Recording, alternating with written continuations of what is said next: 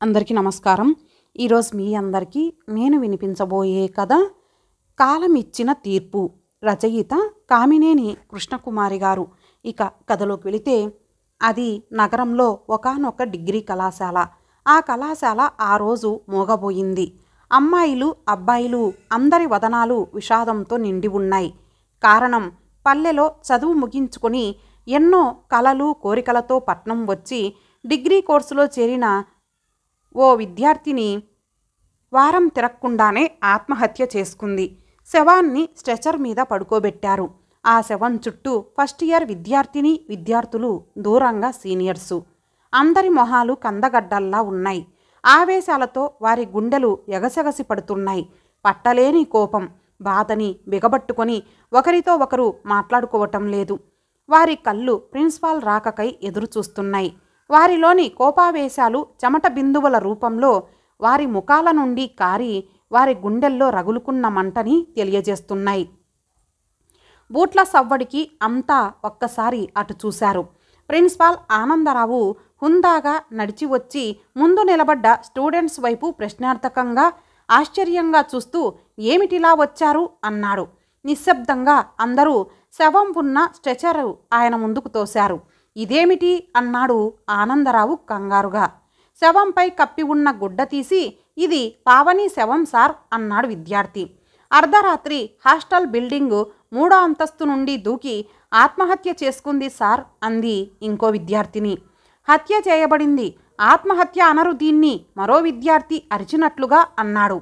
వారి మాటలు వింటూనే స్థానువులా నిలబడిపోయిన ప్రిన్సిపాల్ నోట మాట రాక పిచ్చివాడిలా వారి వైపు చూసి గబగబా తన గదిలోకి వెళ్ళి కుర్చీలో కూలబడిపోయాడు.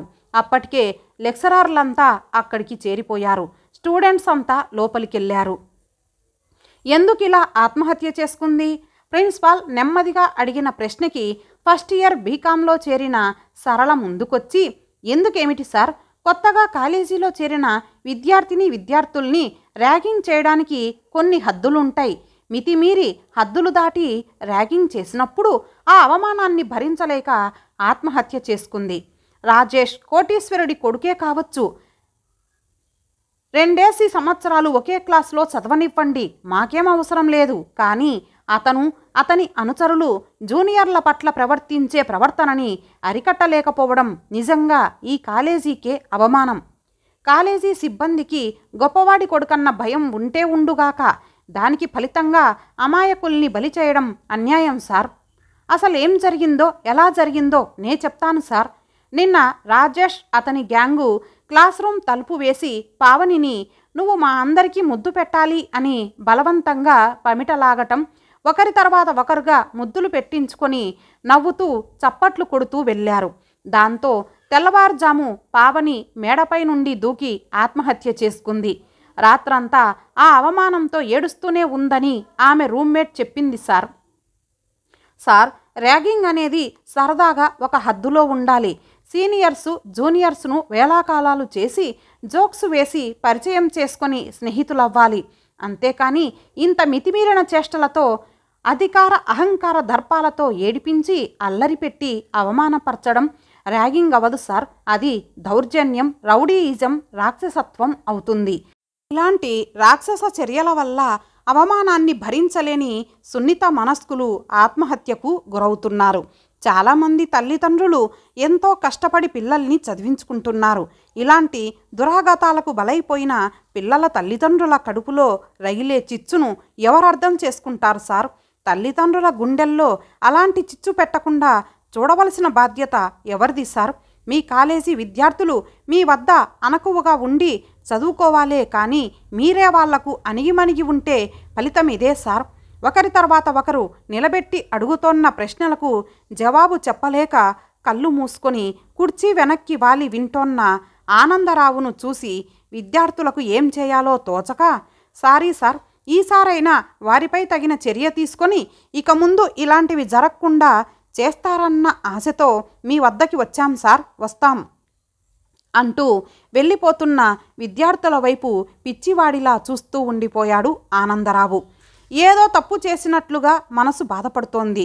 స్టూడెంట్లు తన అసమర్థతను ఎత్తి చూపినప్పుడు అవమానం కన్నా బాధే ఎక్కువ కలిగింది ఆనందరావుకు.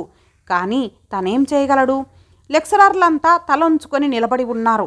అందులో మోహన్ మాత్రం ముందుకు వచ్చి, సార్, ఇంత దురాగతం జరిగినా మనమంతా చూస్తూ ఊరుకోవలసిందేనా అన్నాడు ఆవేశంగా. మోహన్ గారు, వద్దు, మీరు ఆవేశపడొద్దు. రాజేష్ ఈ కాలేజీ కమిటీ చైర్మన్ కొడుకు. ఆయన గొప్ప కోటీశ్వరుడు, పెద్ద పెద్ద నాయకుల పలుకుబడి ఉంది. అలాంటి విద్యార్థి లెక్చరర్లకి ప్రిన్సిపాల్కి కూడా పక్కలో బల్లెం వంటివాడు. అలాంటి వాడికి కాలేజీ స్టాఫ్ అంతా గడగడలాడుతూ ఒదిగి ఉండవలసిందే. వాడిని ఏ విధంగానూ మందలించే అధికారం మనకు ఉండదు. కాలేజీకి స్టాఫ్కు ఇలాంటి సంఘటనల వల్ల చెడ్డ పేరు వచ్చినా పర్వాలేదు, పెద్దవాళ్ళ పిల్లల్ని మాత్రం దండించే హక్కు ఎవరికీ లేదు. దుర్మార్గం రాజ్యాలేలుతున్నంతకాలం రాజేష్ లాంటి రౌడీల చేతుల్లో పావుల్లా విద్యాసంస్థలు ఆడవలసిందే బాధగా అన్నాడు ఆనందరావు. పావని తల్లిదండ్రులు వచ్చారు. శోక సముద్రంలో మునిగి ఉన్న వాళ్ళిద్దరినీ కూర్చోమని రాజేష్ను పిలిపించాడు ఆనందరావు. చేతిలో సిగరెట్తో నిర్లక్ష్యంగా ప్రిన్సిపాల్ గదిలోకి ప్రవేశించిన రాజేష్ ఆనందరావుని, సిబ్బందిని, పావని తల్లిదండ్రుల్ని చూసి, నన్ను పిలిపించడంలోని మీ ఉద్దేశమేమిటి? అర్ధరాత్రి హాస్టల్ బిల్డింగు మీద నుండి దూకి ఆత్మహత్య చేసుకున్న పావని చావుకు నాకు ఏమిటి సంబంధం? నేనేమన్నా ఆమెను పైనుండి కిందికి తోశానా అని వెటకారంగా అన్నాడు. రాజేష్ నిర్లక్ష్య వైఖరికి లెక్చరర్ మోహన్కు కోపం బగ్గున మండింది. వారిరువురికి క్షమాపణ చెప్పక, ఏమిట్రా పేలుతున్నావు, ఈడ్చి చెల్లున చెంపదెబ్బ కొట్టాడు. ఒరే మోహన్, నేనెవర్ననుకుంటున్నావురా, నన్నే కొడతావురా? మీదికొస్తున్న రాజేష్ను మధ్యలోనే అడ్డుకొని ఫటాఫట్ 4 తగిలించాడు మోహన్. ఇంతలో అతని గ్యాంగు రానే వచ్చింది. మోహన్ కాలర్ పట్టుకొని బయటకు ఈడ్చుకొచ్చి చావబాదుతుంటే లెక్చరర్లంతా అడ్డం వెళ్ళి విడిపించారు.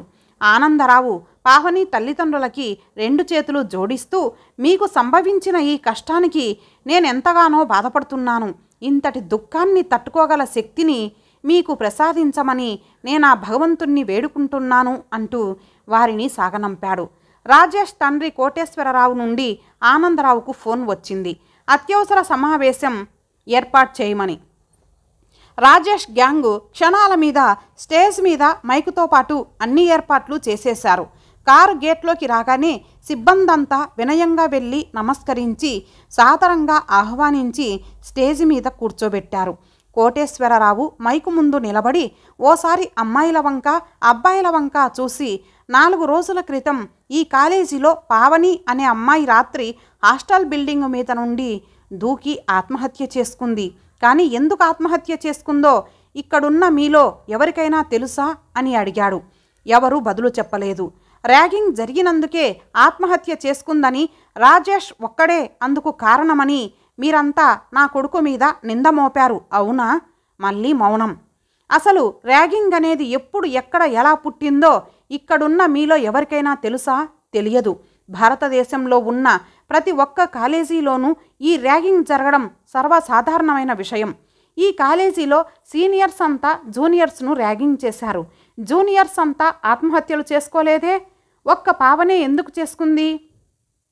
ఆమె తల్లిదండ్రులను పిలిపించి అందరి ముందు రాజేష్ను క్షమాపణ చెప్పమన్న ఈ సిబ్బంది ఆంతర్యం ఏమిటి? చెప్పనందుకు మోహన్ అందరిలోనూ పట్టుకొని రాజేష్ను కొట్టడమేమిటి? మా హోదా, ఆస్తి, అంతస్తు అన్నీ విలువ లేకుండా పోవడమేగా. మరి రాజేష్ తనకి అందరిలోనూ జరిగిన ఈ అవమానాన్ని భరించలేక రేపు ఆత్మహత్య చేసుకుంటే అని నేను మీ అందరినీ ప్రశ్నిస్తున్నాను. ఇప్పుడు నా కొడుకు ఆత్మహత్య చేసుకోకుండా ఉండాలంటే మోహన్ ఈ కాలేజీలో ఉండకూడదు. అందుకే అతన్ని డిస్మిస్ చేయిస్తున్నా అంటూ ఆనందరావు వంక చూశారు. అప్పటికే టైప్ చేసి రెడీగా ఉంచిన కాగితం ఆనందరావు కోటేశ్వరరావు చేతికి అందించాడు. లెక్చరర్ మోహన్ వచ్చి అందరి సమక్షంలో కోటేశ్వరరావు అందించిన ఊస్టింగ్ ఆర్డర్ తీసుకొని క్షణం కూడా నిలవక గబగబా నడిచి కాలేజీ గేటు దాటి వెళ్ళిపోయాడు. లెక్చరర్లంతా మోహన్ని పలకరించేటందుకు అతని ఇంటికి వెళ్ళారు. కలవారి కత్తికి 2 వైపులా పదునుంటుంది, ఎటు నుండైనా నరుక్కు రాగలరు. అనవసరంగా నీవు ఆవేశపడ్డావు. ఆ కాసేపు అక్కడ లేకపోయినా పోయేది. ఉన్న ఫలానా ఉద్యోగం ఊడగొట్టుకున్నావు. మా అందరికీ కూడా రోషావేశాలు ఉన్నాయి. భార్యా పిల్లల్ని పోషించే బాధ్యతలుండటంతో కామ్గా ఊరుకుంటూ కాలం గడుపుకొస్తున్నాం అంటూ అతని మీద సానుభూతి చూపించారు. మీరంతా నాదే తప్పన్నట్లుగా భావిస్తున్నారు. ఇంటి వద్ద నాకు 2 చెల్లెళ్ళున్నారు. అమ్మా నాన్న ఉన్నారు. పావని తల్లిదండ్రులకు జరిగిన దుఃఖం దేనితో పోగొట్టగలమో చెప్పండి. ఆ కాలేజీలో ధర్మం అణగారిపోయింది. అధర్మం రాజ్యమేలుతోంది. అలాంటి చోట పని చేయడం నాకు ఇష్టం లేదు. ఉద్యోగం పోయినందుకు కించిత్తు కూడా బాధ లేదు.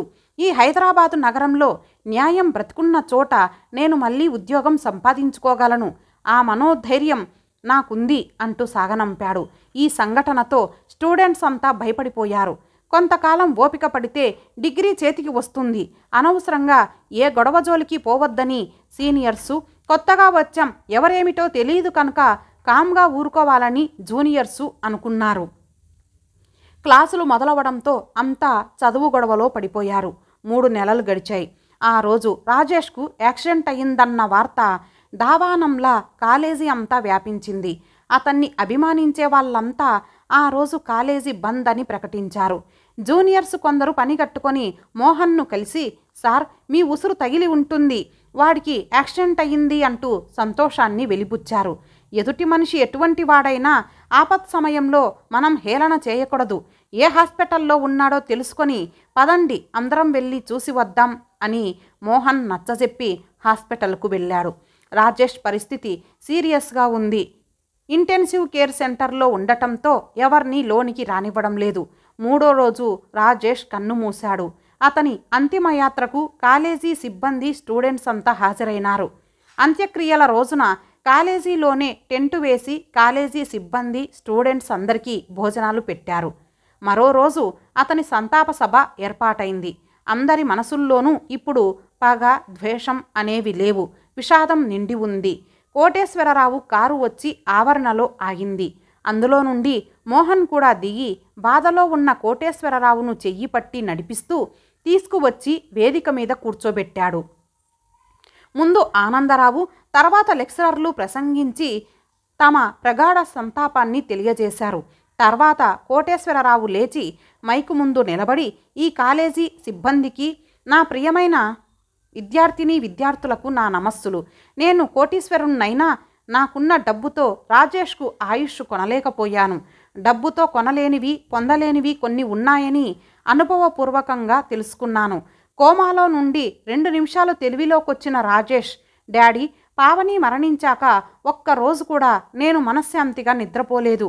ఆమె తల్లిదండ్రులకు క్షమాపణ చెప్పి ఉంటే కొంత శాంతి దొరికేదేమో. డబ్బు ఉన్న అహం నన్ను చెప్పనివ్వలేదు. మోహన్ గారికి మరలా ఉద్యోగం ఇప్పించండి. ర్యాగింగ్ అన్నది ఆ కాలేజీలో నాతోనే అంతమయ్యేలా చూడండి అని ఆఖరి శ్వాస వదిలాడు. మోహన్ గారికి మరలా ఉద్యోగం ఇస్తున్నానంటూ ఆర్డర్ కాగితం అతని చేతిలో ఉంచి కౌగిలించుకున్నారు. చప్పట్లు మారుమ్రోగాయి. రాజేష్ గ్యాంగుగా వ్యవహరించిన విద్యార్థులు వచ్చి, వీరందరి ముందు మమ్మల్ని క్షమించాలి సార్ అంటూ మోహన్కు పాదాభివందనం చేశారు. పావనిది, రాజేష్ది పెద్ద పెద్ద ఫోటోలు వరండాలో గోడకు తగిలించారు. ఫోటోల మధ్య ఆ రోజు డేట్ వేసి, ఈ రోజు నుండి ఈ ఇరువురి ఆత్మశాంతి కోసం ఈ కాలేజీలో ర్యాగింగ్ నిషేధించబడింది అన్న బోర్డు వేలాడదీసి 2 ఫోటోలకు దండలు వేశారు. ఇప్పటి నుండి ప్రతి సంవత్సరం ఫస్ట్ క్లాస్ తెచ్చుకున్న విద్యార్థులకు పావని, రాజేష్ అవార్డు ఇవ్వబడుతుంది అని ప్రకటించారు. కరతాళ ధ్వనులు మిన్నుముట్టాయి. ఇంతటితో ఈ కథ సమాప్తం. మరలా మరొక మంచి కథతో కలుద్దాం. అంతవరకు సెలవు. నమస్తే.